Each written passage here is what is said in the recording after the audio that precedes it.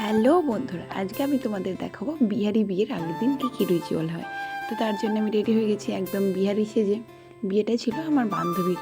তো এখন যাবে মাটি খোঁড়ার জন্য।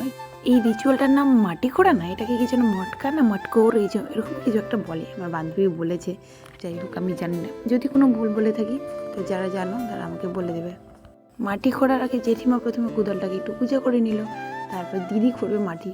ওই জন্য দিদির পিঠে একটু হলুদ দিয়ে হাতের ছাপ দিয়ে, এদের একটা রিচুয়াল মনে হয়।